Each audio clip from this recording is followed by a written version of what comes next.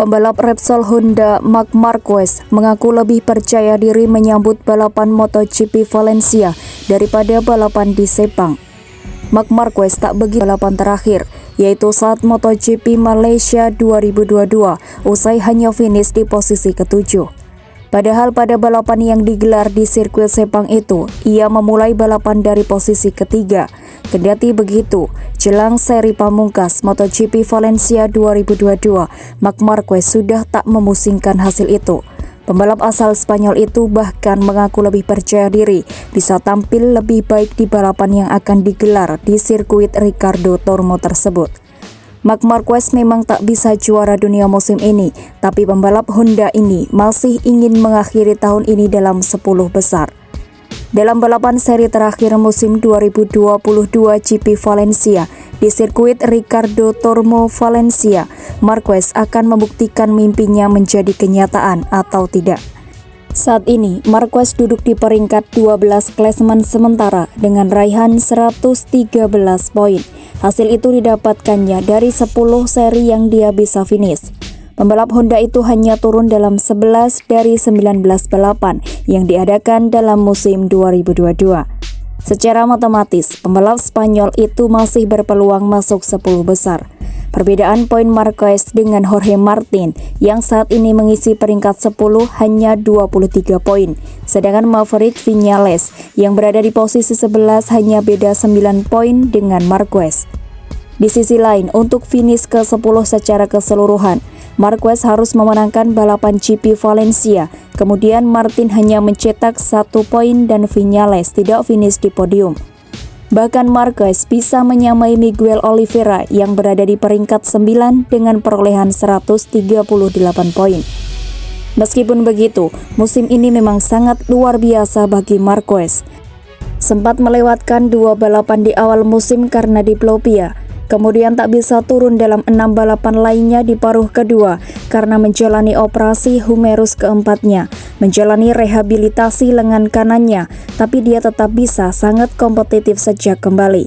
Akan tetapi, semua itu belum cukup karena Honda menjadi satu-satunya pabrikan yang belum memenangkan seri balapan musim ini.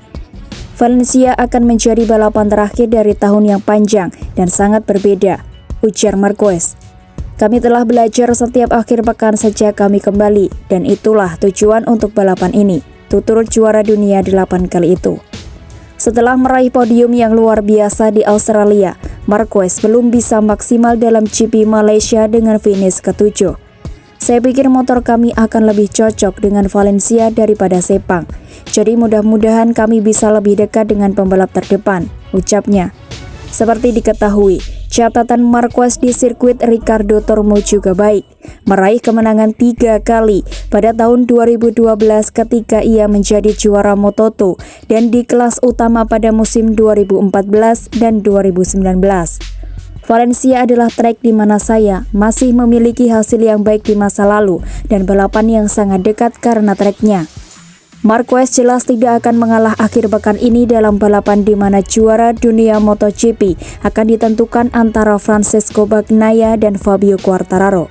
Apapun yang terjadi, saya pikir ini akan menjadi akhir pekan yang menarik bagi para penggemar dengan gelar Moto2 dan MotoGP yang dipertaruhkan, kata Marquez.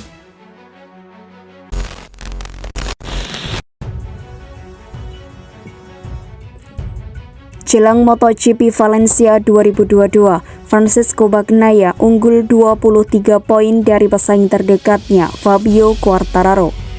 Melebarnya jarak poin itu hasil dari kemenangan ke-7-nya yang ia raih dari seri sebelumnya MotoGP Malaysia 2022. Pada balapan yang akan digelar di akhir pekan nanti, Francesco Bagnaia setidaknya hanya butuh finish di depan Fabio Quartararo. Hal itu berbanding terbalik dengan Fabio Quartararo yang harus meraih kemenangan dan sambil berharap Francesco Bagnaia mengakhiri balapan tanpa membukukan poin. Meski masih menjadi favorit juara dunia musim ini, Francesco Bagnaia tak segan mengkritik dirinya dan menilai kesalahannya sepanjang musim.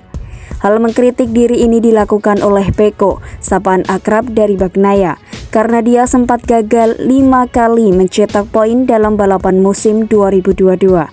Bagnaia gagal finish dalam 5 balapan, yakni di Qatar, Prancis, Catalunya, Jerman, dan Jepang. Bahkan 4 di antaranya disebabkan oleh kesalahannya sendiri, yaitu Sadi Losail, Le Mans, Sachsenring, dan Motegi. Pada satu kesempatan, pembalap Ducati ini terjatuh bukan karena kesalahannya sendiri ketika Takaki Nakagami salah melakukan start di Catalunya. Finish ke-14 akan cukup baik bagi Bagnaia untuk mengamankan gelar juara dunia MotoGP akhir pekan ini, dengan catatan Fabio Quartararo memenangkan balapan. Jika Quartararo tidak menang, maka Bagnaia akan menjadi juara dunia apapun hasilnya di akhir musim ini. Meski sudah hampir memiliki gelar juara dunia musim ini di tangannya, Bagnaia tetap kesal dengan kesalahannya tahun ini. Pembalap asal Italia itu menyesal bahwa ia membutuhkan terlalu banyak waktu untuk mempelajari pelajaran dari kesalahan yang dia lakukan. Saya benar-benar harus belajar dari pelajaran ini tahun lalu. Bagnaia berkomentar secara otokritik dalam sebuah wawancara dengan motorsport.com. Melihat potensi kami, saya seharusnya mencetak lebih banyak poin. Tapi karena levelnya sangat tinggi, kesalahan bisa terjadi dengan lebih mudah. Setiap kali saya terjatuh, saya melampaui batas dan hanya menyerang terlalu keras, ujar Bagnaia. Namun terlepas dari kesalahan-kesalahan tersebut, Bagnaia memimpin kejuaraan dunia MotoGP 2022 sebelum musim berakhir dengan keunggulan 23 poin. Pada musim panas atau paruh pertama, gambarannya sama sekali berbeda. Setelah balapan di GP Jerman di sirkuit Sachsenring, Bagnaia tertinggal 91 poin. Gelar juara dunia masih jauh. Belum pernah ada pembalap yang mampu menutup jarak yang begitu besar dan mengamankan gelar juara. Semua pembalap memiliki momen baik dan buruk, tetapi tidak ada pembalap yang membuat perbedaan besar seperti yang saya lakukan pada paruh kedua musim ini. Itulah mengapa saya layak mendapatkan posisi saya. Balapan akhir pekan ini akan digelar di sirkuit Ricardo Tormo Valencia, Spanyol pada tanggal 4-6 November nanti.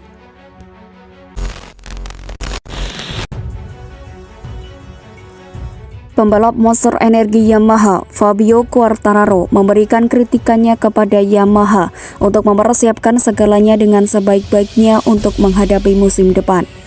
Pembalap Prancis tersebut mengalami musim seperti roller coaster. Ia kerap melontarkan kekecewaan terkait kecepatan motor dan harmoni dalam grup. Pandemi COVID-19 membuat komunikasi antara tim yang di Eropa dan di Jepang seolah tersendat dan berimbas pada pengembangan motor.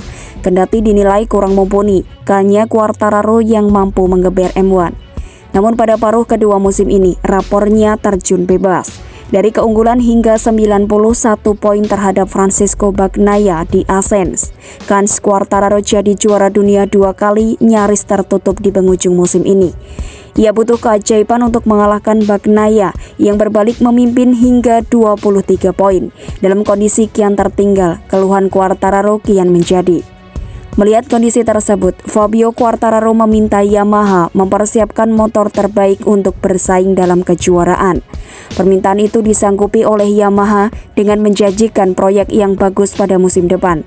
Hal itu juga salah satu yang membuat Fabio Quartararo akhirnya bersedia memperpanjang kontraknya bersama Yamaha setelah drama yang terjadi pada awal-awal musim. El Diablo sudah jelas menginginkan motor yang jauh lebih bertenaga. Pada musim ini, Quartararo dibilang sudah kalah telak dari para rival-rivalnya, hingga menyebabkan kesulitan untuk bersaing. Kami harus menciptakan motor yang jauh lebih cocok untuk balapan dalam satu paket. Kita tidak perlu terlalu memikirkan tentang memiliki kecepatan sebanyak mungkin di tikungan. Motornya harus lebih disesuaikan dengan lawan-lawan kami, tutur Quartararo. Kami harus mengambil tikungan yang lebih ketat dengan kecepatan yang lebih rendah. Bagi saya, ini adalah yang paling penting. Sementara itu, Managing Director Yamaha, Lin Jarvis, bahkan mengakui bahwa motor yang dimiliki saat ini terlemah di grid. Tetapi kami hanya memiliki keyakinan yang bahwa kami dapat menyingkirkan kesalahan yang kami buat saat menjelang musim 2022. Kami mulai bekerja dengan Luca Marmorini dan kelompoknya pada bulan Januari. Kami sekarang melihat manfaat dari perubahan gaya dan pendekatan mereka.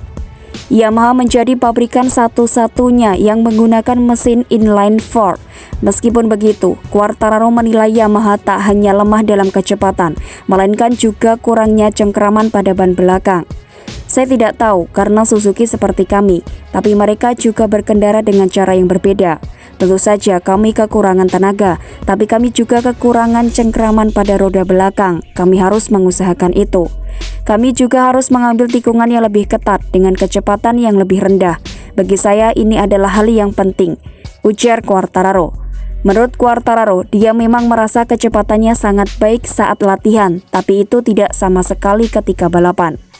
Saat sendiri saya sama cepatnya di Austria, yang bukan trek terbaik bagi kami. Saya memiliki kecepatan terbaik, tutur Quartararo. Tetapi kita harus menyadari bahwa kita membutuhkan motor yang bisa kita gunakan untuk memperebutkan kemenangan, dan bukan motor yang hanya cepat dalam latihan. Lagi pula itu tidak masuk akal, pungkas Quartararo.